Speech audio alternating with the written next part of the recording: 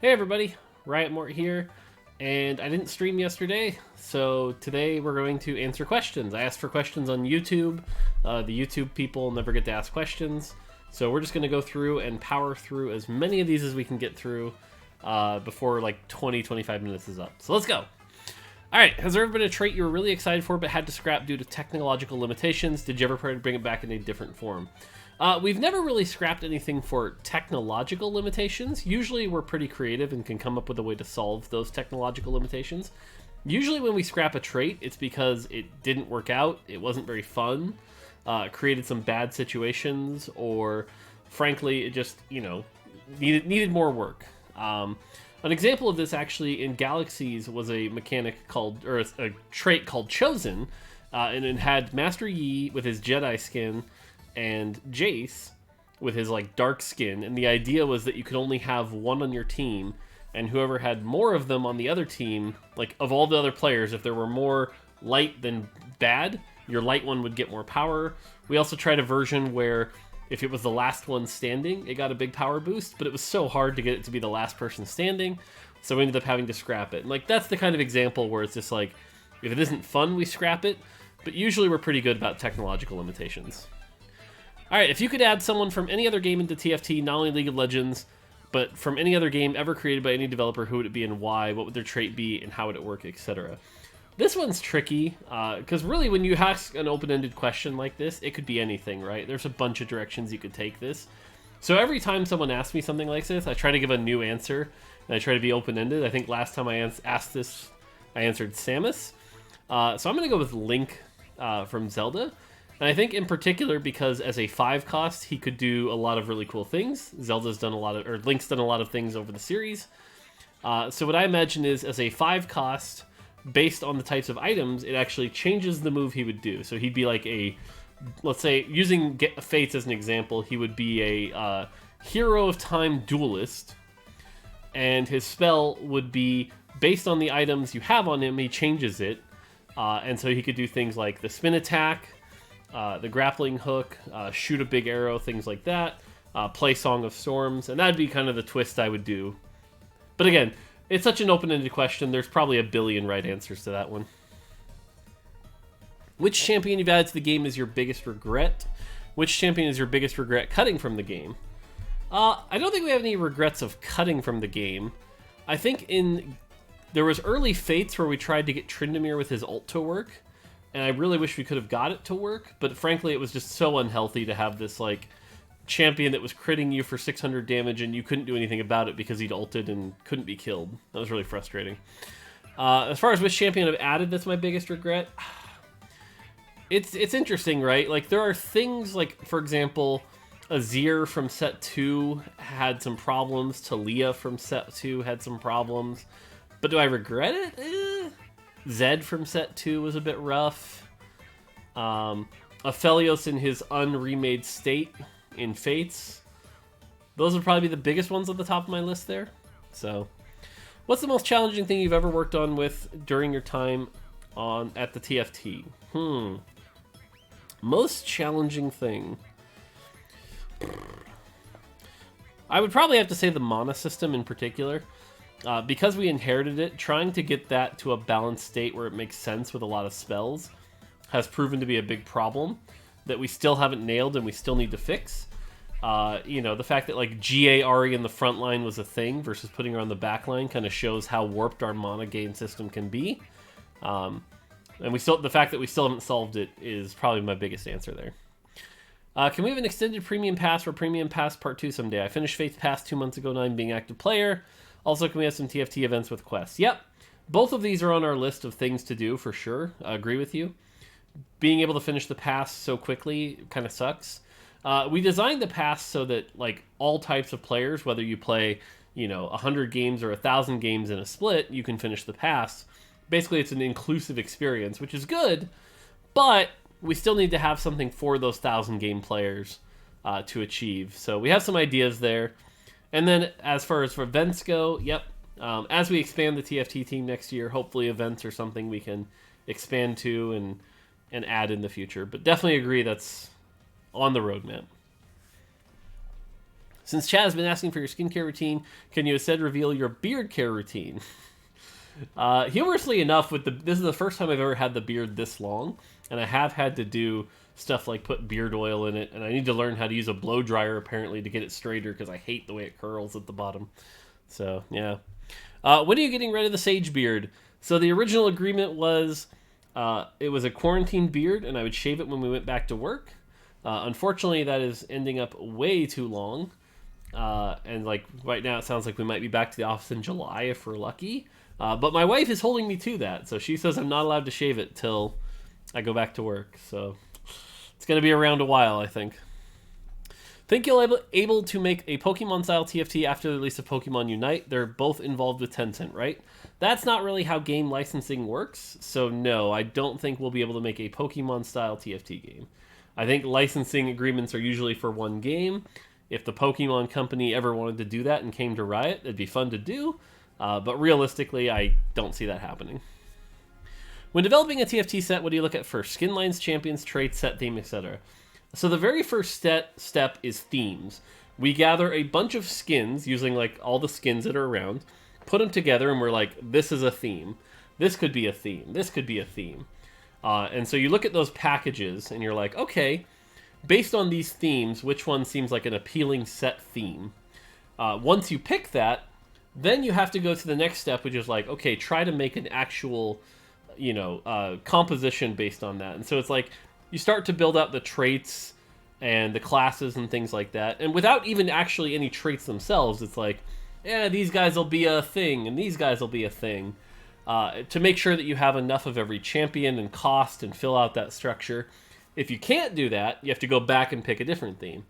If you can do that, then that's when you get to start filling in the details. But yeah, so set theme is the first step.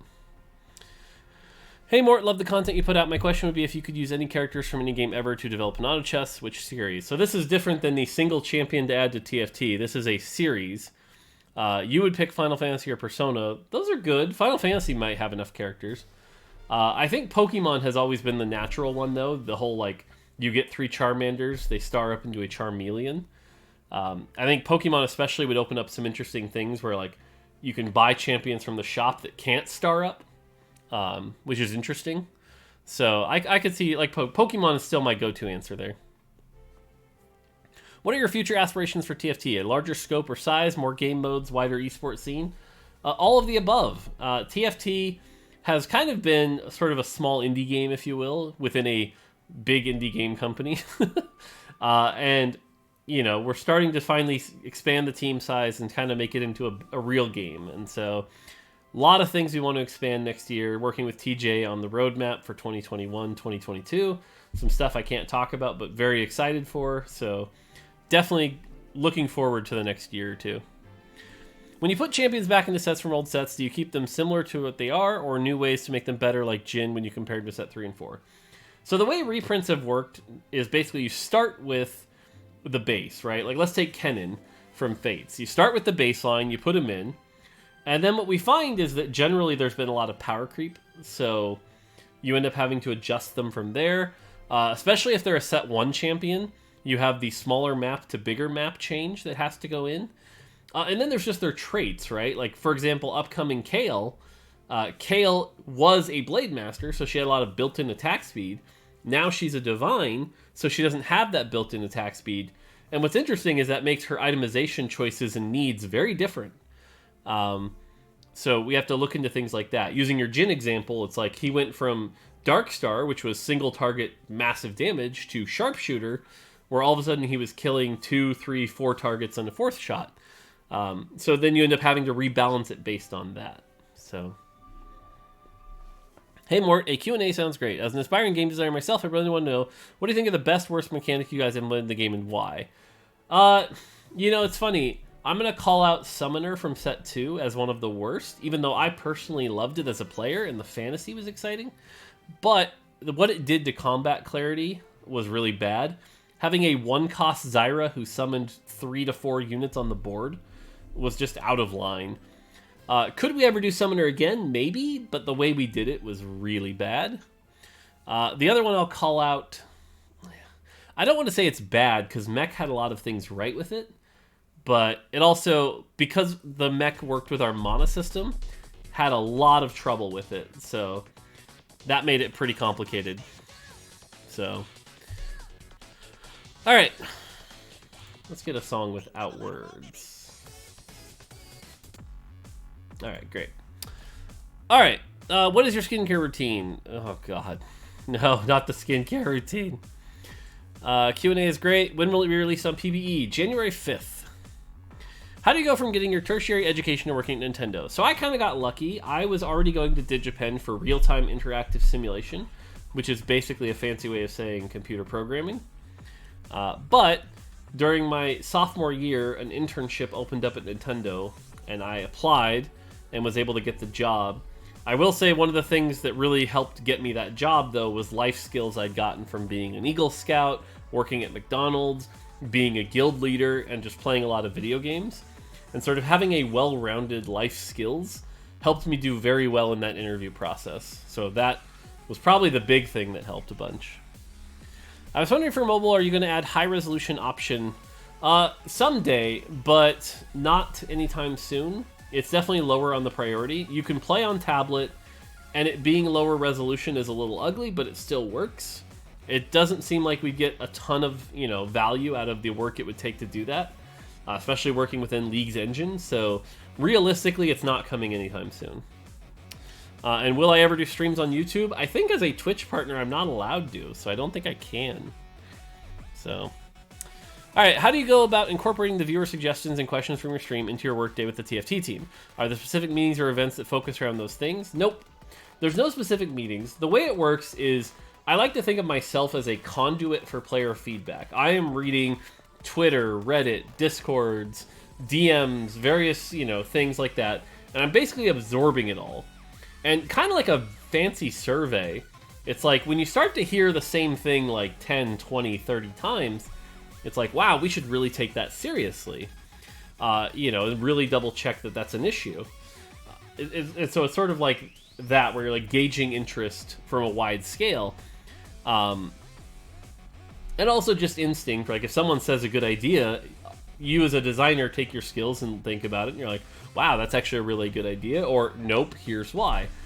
Now, realistically, we can't respond to everything we get, but...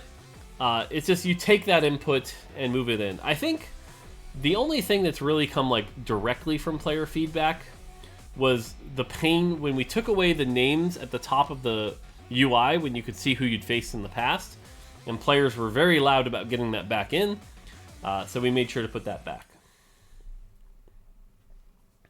Will TFT ever get its own launcher as Legends of Runeterra or Valerian has? Realistically, probably not. Not anytime soon.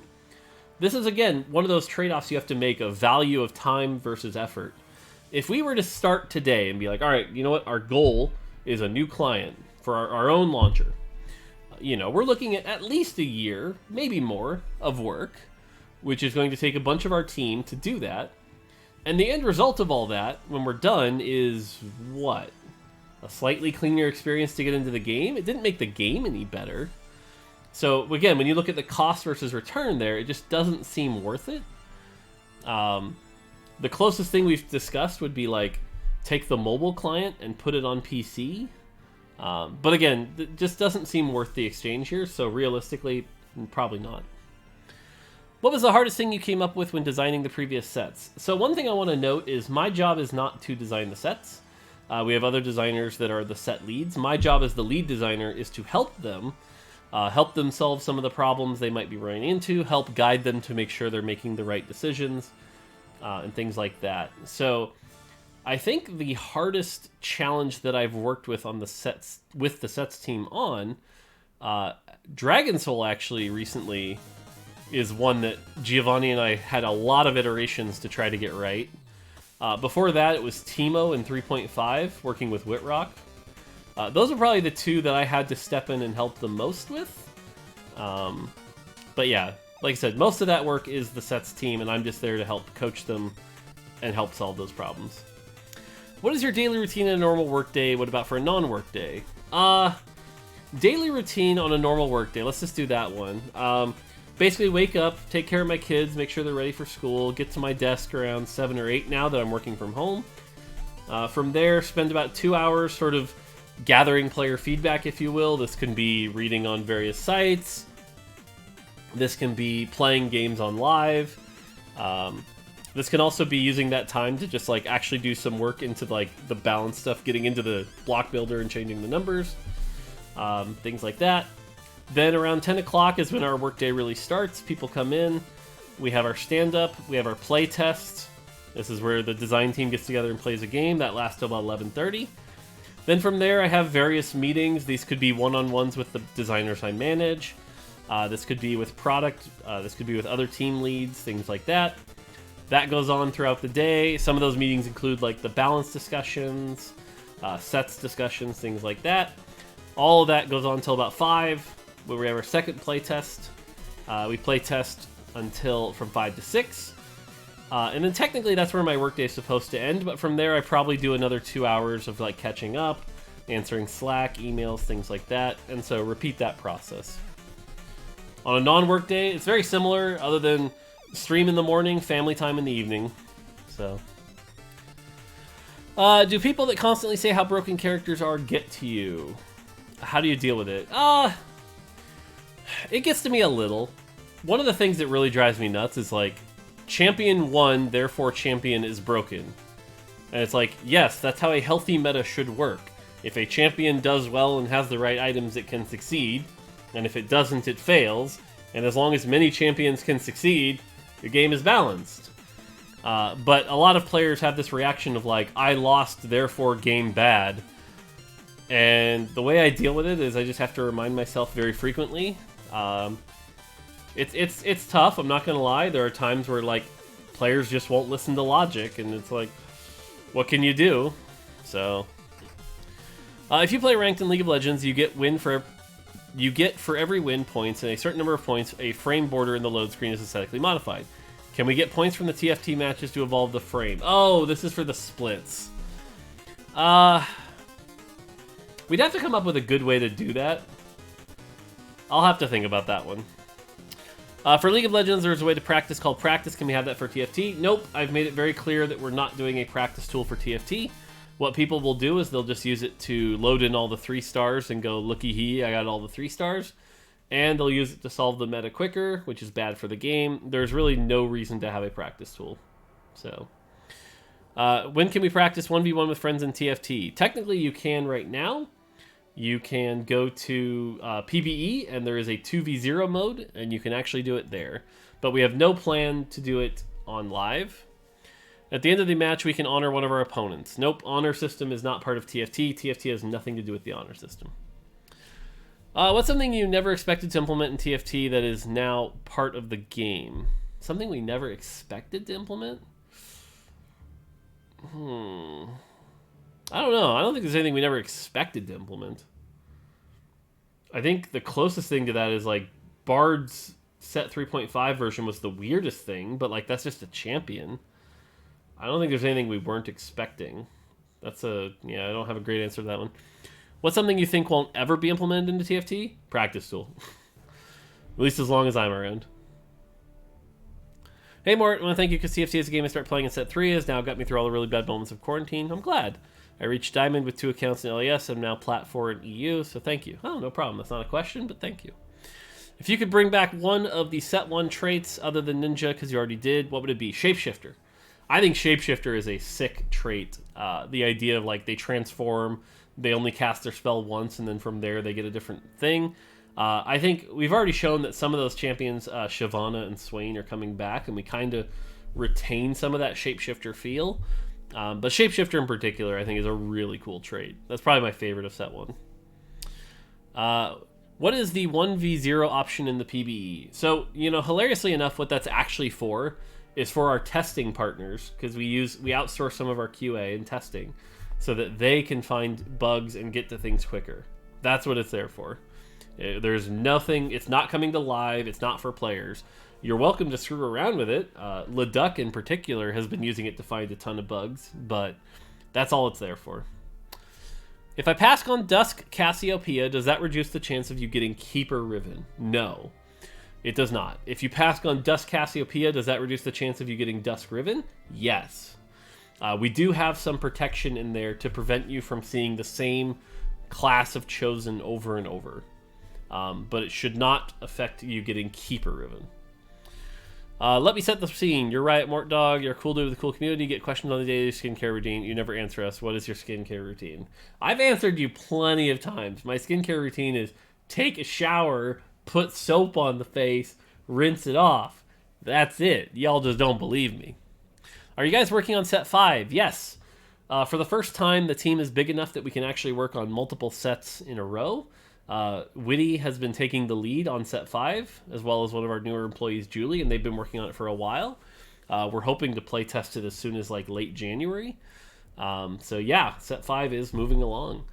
Can I tell you something about the theme of it? Nope. No spoilers. What is your fondest memory working at Nintendo, and for the same at working at Riot if there's time? Oh, I've got a lot of fond memories of Nintendo. I think if I had to pick one, though, there's this moment that I feel like is who I am as a designer. And I had made the first few levels for a game, Aura Climber, and I showed them to my boss at the time, Mr. Abe-san, and he looked at them and he was like, they're okay, but it didn't really wow me. I was hoping you'd wow me. And I got kind of mad, and I'm like, oh yeah? Because I had been sort of planning for like multiple levels, and I had a bunch of really cool ideas in my head for later stuff. So I said, you know what? Screw it. I came back, I took all those cool ideas I had, and I basically I'm like, screw you, I can show you a cool level. And I made this level with all those cool ideas, and I brought it back to him, and he was like, this is amazing. Holy crap. This is even better than I thought it was. This is really good. I can't believe this is really cool. This moment here, this moment here. This is great. Now what are you going to do for level 2? But it was like, it was so exciting to be like, oh yeah, you say I can't design? I got you now. And I'll always remember that, just because it's like, anytime someone challenges me or says I can't do something or I need to get better at something, my response is like, all right, let's go. Let's do it. So it feels good. How do you feel about Aphelios being busted again? See, this is an example of somebody who doesn't quite get it. Aphelios right now is finally healthy. He is a good champion. If you get him to 4-star and have good items, he is a carry, as he should be. If you don't, he falls off. There is risk if he's contested. There's risk if you don't hit it. He has counters like a Kali. Like, he's finally a healthy champion. But because somebody lost to him, he's busted. So, how do I feel? I feel great. What is the funniest bug your team has run into? Oh, God. This one's always a hard one because I always forget some of them. There's some great ones, though. I think a really recent example is, like, someone had set it up so that in casting a spell, they forgot to, like, stop it from casting a spell. So when it cast, it just infinitely cast. I'll still always call out the Riven killing Little Legends, doing damage to Little Legends. That one's always going to be funny to me. Hey Mort, I hope you and the family had a happy new year. At first you consider it first since you were a child to be a game designer. So, funny enough, when I was in kindergarten, I remember the birthday party, and I got like Zelda 2 for my birthday from my mother. And my kindergarten teacher said I was going to grow up and work at Nintendo. And so I definitely did get to live that childhood dream, but as early as kindergarten, I wanted to be a game designer. And how does it feel to be one? Feels good. Feels good. What is your best trait of all sets? And if you consider to make your own trait without influence from anyone, how will it work? Again, open-ended questions are always hard because it could be anything. What I'll say is the best traits are the most unique ones that push the boundaries of the game. You'll always need in your set the boring traits, right? The brawlers that hit HP. Like, basically, pick every stat. There's going to be a trait that ups those stats, right? Attack speed upper, defense upper, HP upper, ability power upper. But then there's the traits that are the more unique ones. For example, Fortune, Mech Pilot. Those are the ones that obviously create the most excitement. And I think continuing to push the bounds of what those unique ones are will be how we keep TFT fresh. And I think even in 4.5, one of the traits that I can't talk about yet has a thing in it that Giovanni went really far beyond what he probably needed to. And, like, it'll create some cool moments. And it's like, doing stuff like that will be how we keep the game exciting. But yeah, Fortune right now is probably my favorite trait recently.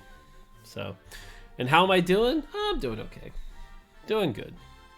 How do you like your meat, rare or medium? I like my meat medium rare or medium. Not rare. Like, full rare is a little much for me. But man, when I posted that picture of prime rib, people didn't realize how prime rib is supposed to be cooked. And a lot of people were saying it looked bad. It was delicious.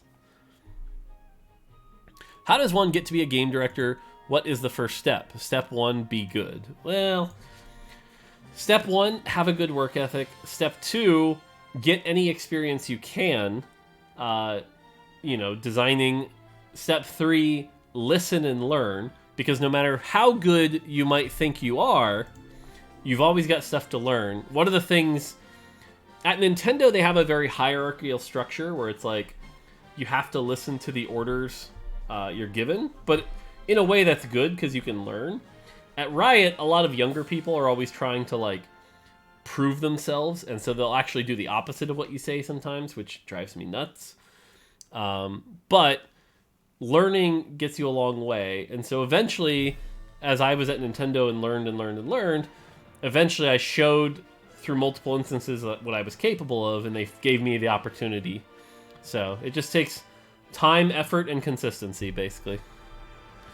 All right, we're on 26 minutes. I can get through more of these. All right, let's go.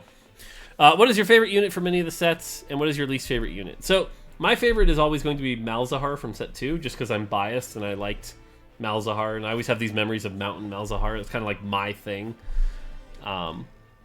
Not that he was well designed, but just he was fun. Least favorite? You know, it's funny. I don't really like the assassins. I'm just not an assassin player. It's just not something I like. So anytime like one of the assassins is really viable, I don't like it. The Talon patches in Fates was really bad for me. Not saying it's a bad champion, just I personally don't like it. Asking about your favorite trait is pointless. We all know it's Fortune. True. What video games inspired you to work in the industry? So I grew up on an NES, so we're talking like Mario, Zelda, Metroid, a lot of those games. The Ninja Turtle games. So that's how I got started. And then grew up with like the Mega Mans, into the Super Nintendo days, things like that. I was a console gamer basically until 18. I think my first real PC game was like StarCraft. So, how was my vacation? Not bad. I've been keeping productive, is what I'll say. What do you and the team think about Sharpshooters? I don't think they're overpowered, but it feels overwhelming when my whole backline dies without me even noticing it, when my front line is barely scratched. Do you think the trait will come back in its current form? This is a good question. What do I think about Sharpshooters? I think they were kind of a failure in that regard. One of the things we're struggling with in Fates right now is there's way too much backline access. Whether it be Sharpshooters, Assassins, general spells like Jarvan and Pike, things like... There's just too much backline access. And it makes having a front line, a very strong front line, like 4 Vanguard, 6 Vanguard, things like that, kind of pointless. So that is something that I think we need to learn from. And so do I think Sharpshooters would ever come back? Probably not in this form. I think, for example, like Blaster was a healthier version of a similar thing. But again, it's always worth it to try. Just because something didn't work out doesn't mean it was a failure. Part of TFT in general has been everything we do, we learn from, and we make the game better. And so this is a good learning. So for set 3.5, you introduced the Astronaut trait, which had Bard and Gnar receive Astronaut skins prior to that patch. As it was conveniently released during Galaxies, does TFT influence League skin creations? No. So the way it works is the skins teams has their whole roadmap. They've got a roadmap. They know the skins they're making probably like 6 to 8 months in advance. Now, we as the TFT team can see that roadmap, and we can see that and go, ooh, that skin looks really cool, and set 4 isn't coming out till here.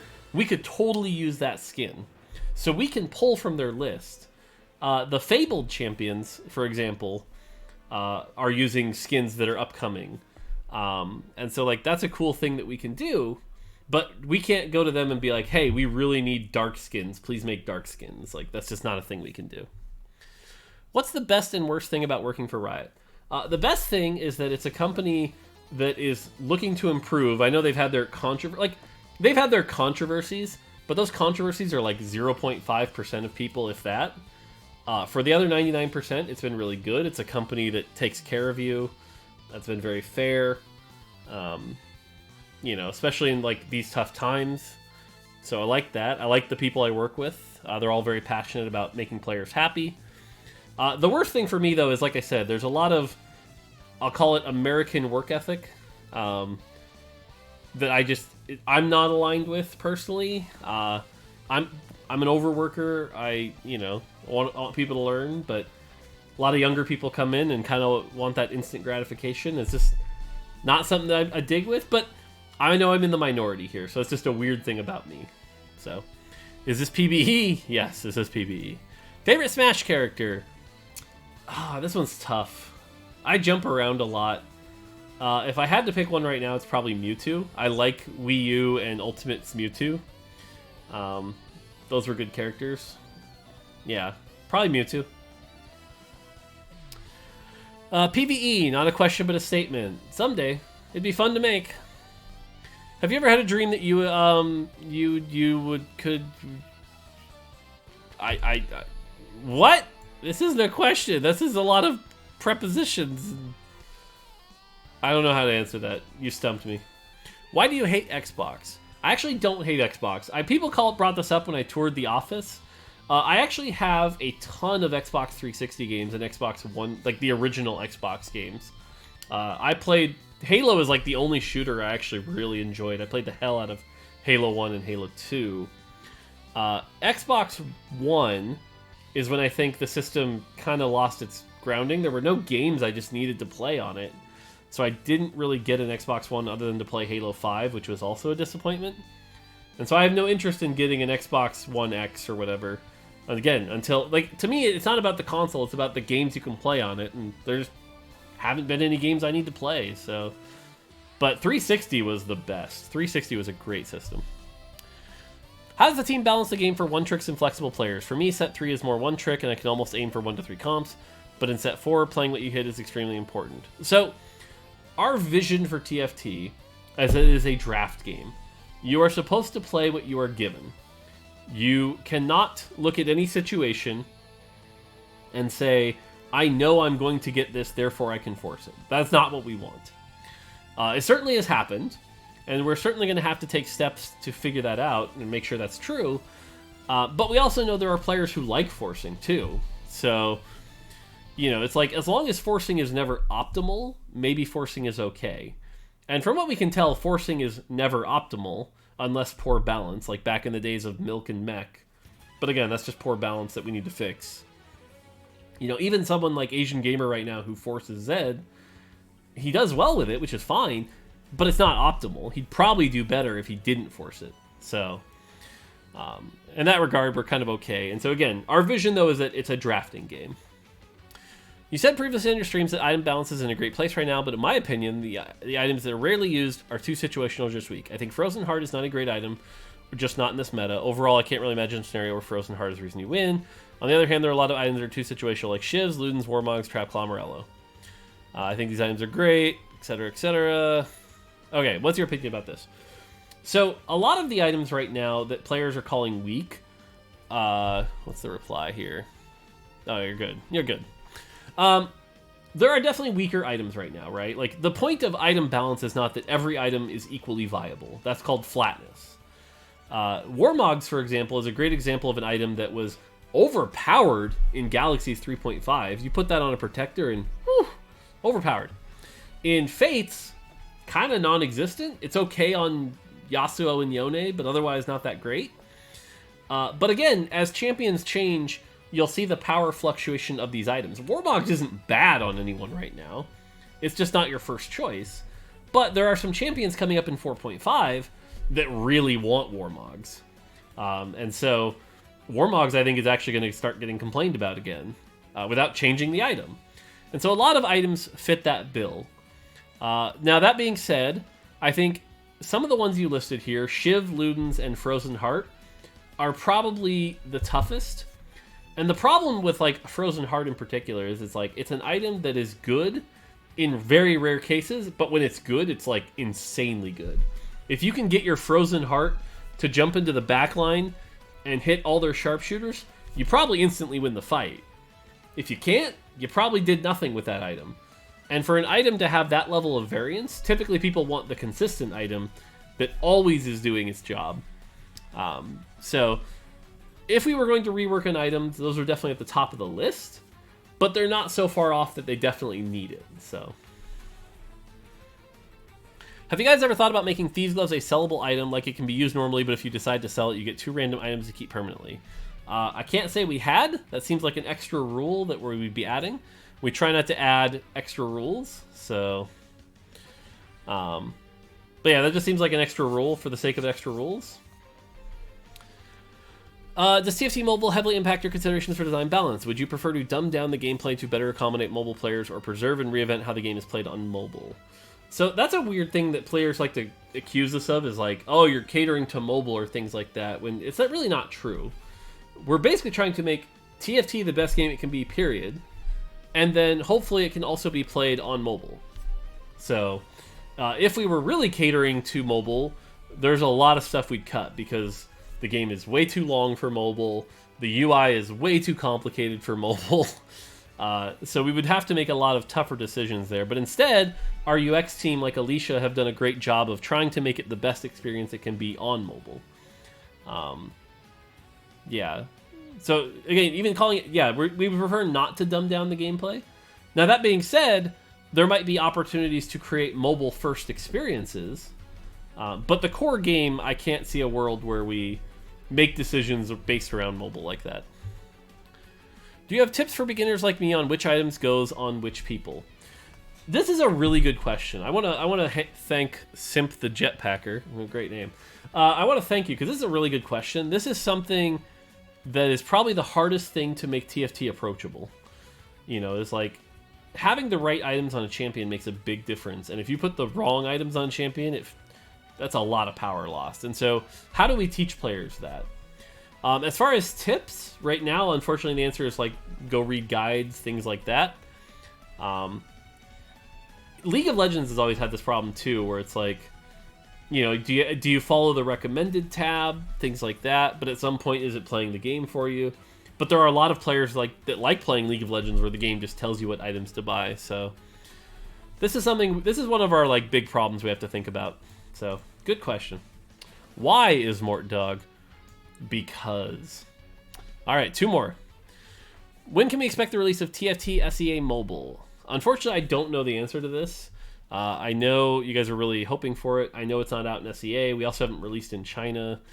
But yeah, hopefully soon. Hopefully soon is all I can say. I wish I had a better answer there. And finally, will TFT be separated to League? I currently just play TFT, and I hate the fact I have to update League-related stuff. I mean, it's the same patch. This is an example, though. We talked about this at the beginning with the client, where it's like, would the experience really be that much better? Probably not. You know, I think you're exaggerating how much better it would be. Now, that being said, in the client itself, could we do a better job of having an experience for TFT players and for League players? Yes. And I think that's where the value is staying in the client, but making that experience better. So that, like, if you're a TFT player and you log in for the first time, all you see is TFT stuff, not League stuff. So, all right, we did it. We made it through all the questions. Hopefully you enjoyed this. If you're watching this video on YouTube, I'm probably on Twitch right now playing Mega Man for a crazy stream. So check that out. Every time I die, I put $2 in a pot. And at the end of the run, I'm going to give away that money to some random viewer. So yeah. All right, YouTubers, hope you enjoyed the questions. That's going to do it for now. Until next time, take it easy.